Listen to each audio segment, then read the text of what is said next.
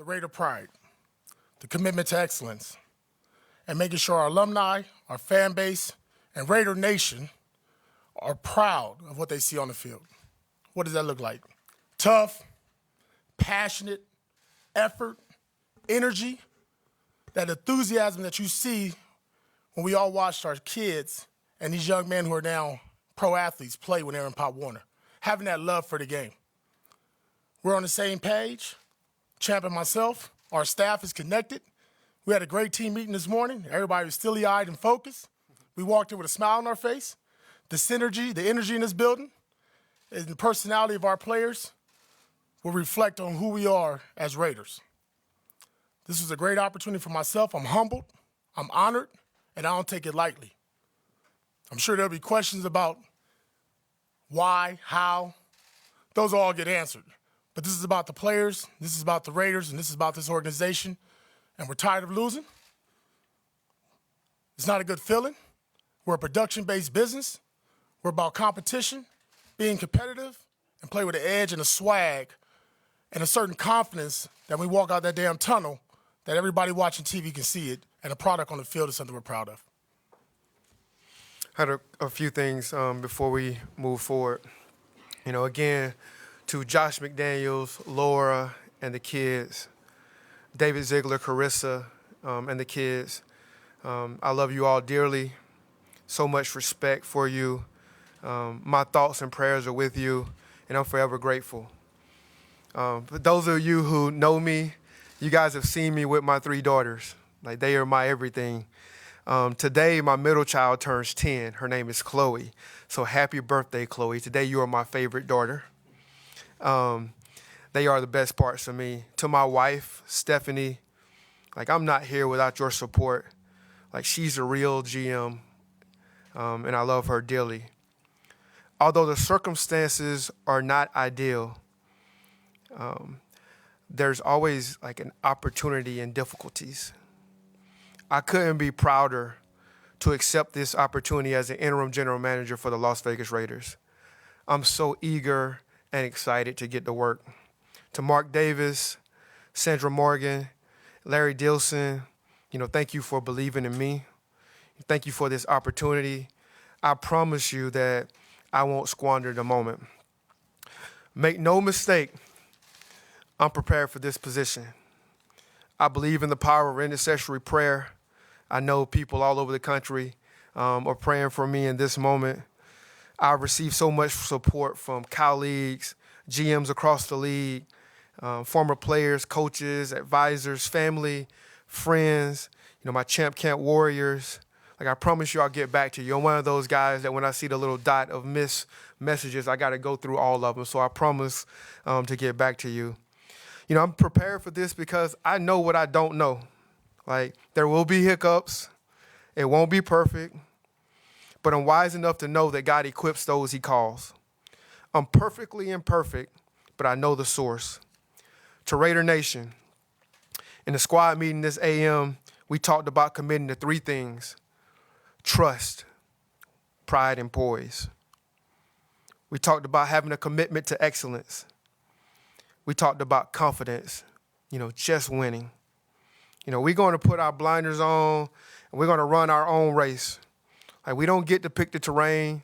There will be hills. There will be potholes. We got to run on some pebbles. And the race is not always won by the swift or the strong, but it's won by those who persevere. To our fans, I hear your concerns. I share your frustrations. We're going to work to present to you a product worthy of your support. Thank you for sticking with us. I look forward to seeing you fill up Allegiant Stadium on Sunday. With this, I open up for questions. And Tony, you just outlined a mantra and a mindset that you want this team to be about. What can you do to immediately get that message across to the players that that's what they put out on the field on Sunday? Yeah, one is empowering your coaches and your players in the building to have the dialogue and openness and accountability and the trust and the respect for one another where we can start to make change. That's first and foremost. It starts when we walk in this building. Enjoying and loving the fact that you're a Raider. Embracing the fact that you're a Raider. Loving the fact that you're next to your brother. when you start doing those things, you start playing together, that energy and what I talked about with those guys, the synergy in the building, now we have a connection, and now we can start growing from that. But at the end of the day, you understand, just like I do, it's a production-based business. We have to produce. We have to play hard for 61 minutes, which we'll do, and we have to play with the effort that everybody's used to the Raider Nation playing with. On a human level, how do you go about compartmentalizing, thoughts that you may have about, obviously this team is going to be in a situation after this season where they're looking for a new head coach, a new GM, with focusing on the present, but also maybe thinking forward to those types of things to maybe be considered for those openings? The reality for me is, Tayshaun, is I'm focusing on one day at a time. Like, we said we're team no sleep. Right? We talked late last night, woke up early this morning, got together, excited to bring this vision together. But we're not looking forward to tomorrow, let tomorrow worry about itself. We're focusing on the now. Our team is focusing on the now. Those players are focusing on right now, and that's all we have. Antonio, when you got into coaching, was this a goal of yours to eventually become a head coach, and what does this opportunity mean to you on a personal level? Yeah, I've been fortunate. I've played at a high level, went all the way back to my roots and coached at Long Beach Poly. High school as a head coach there. Was at the New York Giants in 2017, and then, college for 4 years, and had opportunities to leave and go to other organizations. I decided not to. The short story, the matter of fact is I grew up in Compton, California. I was born a Raider. I was born with the Raiders rolling in the Coliseum in L.A. I was rolling with NWA, talking straight out of Compton, rocking Raider hats. So when the opportunity came to work with Josh and Pat Graham and Dave, I jumped on it. So that's what set me up for this. I was born this way. How surreal is it going to be to coach your first NFL game against the team that you won a Super Bowl with as a player? How about that? Couldn't write it up. But it's not Antonio Pierce versus the New York Giants. Las Vegas Raiders versus the Giants coming into our house. Much needed win for us. We've had 2 ugly losses. It's time to change that. We're in the second half of the season. Doesn't matter what or who Antonio Pierce played for. It's about the Las Vegas Raiders. Those players understand that. It's about them. It ain't about me. Jim, these things happen every year throughout the league, not often on a short week in the middle of a season. When you understood this was happening or got the call, were you surprised? Was definitely surprised. I don't think, we saw it coming. But I planned every day of my life to be prepared for any situation. Putting my trust in the Lord and allowing Him to guide me, right? So whenever these situations arise, fully confident that, He will equip me, and we're ready to roll. Antonio, you obviously bring a certain level of intensity to the table, and I'm wondering, you're very demonstrative, very expressive, and I'm wondering if that's the kind of fit the team really will respond to and needs at this point. We had a good team meeting this morning. Had a full house. And I think I had everybody's attention. I had their eyes. I'm not a long-winded person. I'm not going to give you a dialogue or write an essay. I get right to the point. It's black and white. You know how I feel when I walk out the door. I've been around these guys for 2 years now as a linebacker coach. And I made my presence known both in the linebacker room, the defensive line room, the quarterback room, the running back room. I'm a former player. I touch former players. I can relate to them. I've done the same things they've done. I've walked the same paths they walked. I felt the same pain they felt. So there's nothing or any emotional ride or roller coaster that they haven't gone through this year or over the 2 years I've been with them that I haven't felt. And my personality, one last thing, my personality will come out and reflect on this team, and hopefully we see that on Sunday. Antonio, talking to players, they sometimes look around and say, there's just too much talent on this team for it to be this difficult and to be struggling the way they've been struggling. Do you share that sentiment that the answers are in that locker room and that can get unlocked? No question about it. I mean, we can talk about players. We can go down our roster and you say, wow, Devontae Adams, Josh Jacobs. You look at our old line. You look at our quarterback. You look at the way our tight ends playing. Defensively, how we playing. We've been really well on special teams throughout the season. It's funny what a little belief and confidence gives a group. And this is just what we're going to believe and what we're about is about them being themselves. I told them when they walk in this door, I need to feel them. They're going to feel me 100%, but I got to feel them. I need that personality. This building needs personality. When we walk in here, everybody in here should be smiling. We all got a job. We're doing something. We're covering the greatest game in the world, the National Football League. And if you're not excited about that, there's something wrong with you. Was there a lack of excitement before? I mean, being that that's something that needed to be addressed, what was the atmosphere like before? I don't think that it was not addressed. It just, you got to embrace it. And it's being embraced now. Coach, congratulations, first of all. Congratulations to both of you and happy birthday to your daughter. Appreciate it. A quick question. When you talk about personalities and this being so human, what was the reaction of the players when you gave them the news? Obviously, you're all smiling. As you say, you want us all to smile. It's been a few weeks. You're all kind of difficult to smile. Yes. And so what was their reaction like, and what do you think is the priority moving forward towards the New York Giants, other than winning the game, obviously? Right. I mean, why what are you mad about? You know what I mean? Like I just said it. Like we're playing a kids game. We're getting paid millions of dollars to do it. We're fortunate to play for an alumni base, a owner, a fan base that like live and die Raiders. Yeah. And when we walk in that stadium, it's got to be electric. And what I told these guys is, it's simple, man. Listen, who knows? I'm not promising we're gonna go undefeated. I'm not promising, we're going to, redo the record books. But I am promising you this. We're going to have fun doing it. And I know when you start having fun and you guys start believing in one another and they start really engaging in each other and believing in what the coaches are telling them and understand it's in their best interest, if we are in this together, when you put the we aspect in us and team into it, it changes all that from the eyes. What are your thoughts on the quarterback position going forward?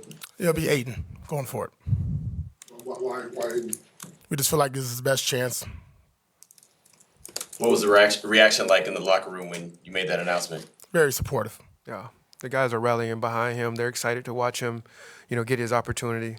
Like I was there as AP was speaking to the team, and he had their eyes. There was an energy that was tangible in the room. There was a true excitement, and guys are geared up to prepare for this weekend. How much does it help that Coach obviously played in the league and did it at the highest level and has a ring to prove it? I mean, there's no better form of teaching than modeling, right? So this guy did put on those pads. He strapped it up. He played at high-level football games. They know that.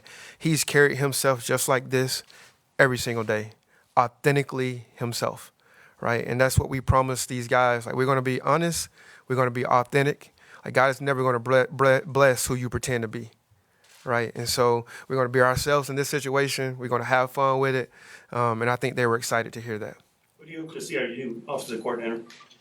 I'm sorry, one more time. You offensive coordinator, what do you hope to see out of you? I mean, we talked about it. I mean, the key thing is we just talked about a lot of weapons on our team and how to get to them. We're going to start a young quarterback. Got to protect him. Last outing, we didn't protect him very well. Didn't protect the football. So it's going to go to that. For our whole entire offensive, turnover-free football, get back to playing that kind of style of football where you kind of impose your will and play with ill intent. And you can do that with offense. You can do that with skill guys. I mean, we got Jacoby Myers. If you had not watched him crack a defensive back or a linebacker, you're crazy. He's not afraid to throw it in there. So, and we got still one of the best running backs in the game.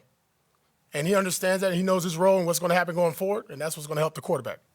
Antonio, your defense has been playing well so far this season. What do you expect from them moving forward? More. I mean, we got to create turnovers. We got to stop these long drive. Penalties have been the biggest thing that's kind of hurt us in those situations. I mean, we've had great moments and we had other moments like, what the hell, right? So just being consistent, first and foremost, being a defensive player, you stop the run, man. You build that wall. We make it one-dimensional, and like I tell Max, go eat. Go eat. Party at the quarterback, and let's celebrate and have fun doing it. So what I like to see those guys keep doing, and Patrick Graham, let loose. Pin your ears back. Let the dogs loose. And, when the Raiders are rolling on defense, you guys see it. It comes through the TV. Max Crosby's energy I'm trying to match his today, and I got to match that for the next 10 to 12 weeks. No doubt. We see what we see on Sundays, but then there's your side of the building or upstairs. How'd that go with the staff that you now oversee? Right. We've put together some, the fortunate part is I've been here, since the beginning. And so we've put together some very good practices and policies, for evaluating players and acquiring players. So we feel confident with the people that we have doing the job. We feel confident in the processes. So, it's more status quo on our end. The guys are excited to work. They're excited to keep grinding. And they've been given the same mandate. You walk into this building appreciative with a smile. We want to have positive energy. and they're going to do that, and we're going to capitalize off of it. Some of the members of the locker room have been in this situation before. Max Crosby, Josh Jacobs, back in 2021 when John Gruden resigned halfway through the season. Is it helpful at all, just when it comes to keeping the locker room together and informing them how to handle it, that they've sort of been through this in the past? Yeah, we talked about that last week as a team. And a couple guys brought that up that's been here. They've been through this. They understand what it's like, a coaching change in the middle of the season. And I'm relying on our leaders to lead. I'm going to come in here with the game plan. This is the picture that we're trying to paint. But they got to carry it throughout. The best teams that I've ever been on as a player or as a coach, player ran. Player ran. Bottom line. Devontae knows what it is. Max Crosby knows what it is. Robert Spillane knows what it is. Our captains and leaders know what it takes. They got to go out there and do it, and they got to carry that message and make sure that resonates, and we block out all this outside noise because we're going to get some over the next, 72-plus hours. That is just us against the world, and that's our mentality going to be right now, us against the world. Raider Nation against everybody else. Coach, there's still 9 games left on the schedule, and you're not out of it by any stretch of the imagination. So do those immediate goals become the bigger goals as well, or are you looking at the big picture or just week to week now? Trying to get through today. Trying to get through this media conference, this press conference right now. It's been a whirlwind. I'll be honest. You're not prepared for this. I mean, you don't. I was doing my DC notes the other day, and all of a sudden you get a phone call, and are you crazy to turn down this opportunity to work with Champ Kelly? No, to work with the staff and the players we got. We have the team. We have the people in this building. We have the players in this building to win. We just got to go do it. Enough talk. Enough sitting here having these little clicks in the corner. That's what I told the guys. Put the goddamn pads on. Let's go out there and work tomorrow and practice, and let's get to it. Bottom line, and let's see where the results go on Sunday. I know from a personal standpoint, you probably have a lot of people back in California that are. What do you think they're? I mean, I'm sure you've talked to a bunch of them, but there's got to be a great response by your family members and friends back there. Yeah. I mean, ticket requests. I don't know. We can pack the stadium up. I need another 20,000. But we'll be fine. Look, the Raider Nation does a great job. They come wherever we go. They travel well. We got a big test this week with the Giants coming to town. A great opportunity for us to get a fresh start and get back on a winning track. We'll get everybody in here. Let's go Adam, Heidi, Chris, Paul, Q. Coach, you talked about what you wanted to see from your offense. How much of a challenge is it from now, with the influence Josh had on offense, from now until Sunday to kind of get a plan together and what you guys want to do and accomplish? Yeah, I started this press conference by saying it. New day, new month, new chapter, new mindset. So whatever we did in the past, doesn't matter. I wish I could say we're 0-0. We're not. But we're approaching it that way. We're approaching this way. Bo went in there today, the offense. I spoke with those gentlemen. They know exactly the task and the plan going forward and what kind of offense we want to portray. And, are you going to sit there and rip with the whole playbook? No. But you better go to your key guys. I'm not a fool. I'm a player. Remember, I was a player before I was a coach. Player ran business. I've had the privilege of working with Bo in 3 different buildings now. He's not afraid of the moment, so we're confident in him. He's going to be authentically himself in this situation. So you'll see Bo. Coach, like you mentioned, as a player, right, you had various experiences, several coaches throughout the years and working at Arizona State as well. Is there any particular person who had an influence on you and how you approach your coaching style? Too many to name. I was fortunate to play with 2 other organizations, Marty Schottenheimer, Marvin Lewis, Joe Gibbs, Greg Williams, Steve Spagnuolo, and Tom Coughlin. And then finish it off with Herm Edwards. So what you're going to see from AP is a kind of a chameleon of all those guys put together, along with my personality. But I've learned so much through my time of either as a player, as a coach going through the ranks. I mean, probably the biggest thing that I got over the last, 16 or so hours is, text messages from them gentlemen. And I'm so appreciative of them because there's no AP without them. The knowledge, the support, the love they gave me when I was a young rookie, or an opportunity to get into the coaching world, I'm forever grateful. This is a question for both of you guys. You mentioned the team meeting that you had last week, and it's a player-driven business. How much do you think it helped to hear from the players what was going on in their minds in that meeting? It was good. It was direct. It was blunt. It was needed. And everybody heard them. Everybody in the building heard them. The good thing about when you allow that to happen, you got to sit there and you got to brace yourself. Sometimes you don't want to hear it. There's probably going to be a moment I ain't going to want to hear that kind of stuff. But you got to have thick skin, and you can't take it too personal. It's an emotional business. These men in that locker room, go through hell and back to get dressed and play every Sunday. We're on a short week this week. Guys are nicked up, banged, and bruised. They get up there, they put their cape on, they become a superhero again. So what they said was loud and clear. My message to them echoed their statements from that day, and we'll continue to grow from that. I think what's good about that, Q, is, I think what we have to do here in these next weeks is just to create a culture where it's safe to have those conversations. Like, we want the truth. We're going to give them the truth. It's going to be real, and it's going to be raw, and it's going to be uncut, right? And so that's the type of environment that we want. I think that's where we thrive at. Like, we build a community, that has to be conflict, but there also has to be commitment, right? And extreme communication. And so if we have those three things, we can have success. Wrap it up with Chris and Paul. Hey, Coach, I was just wondering, you seem like an enthusiastic, excited guy, at the interim head coach now.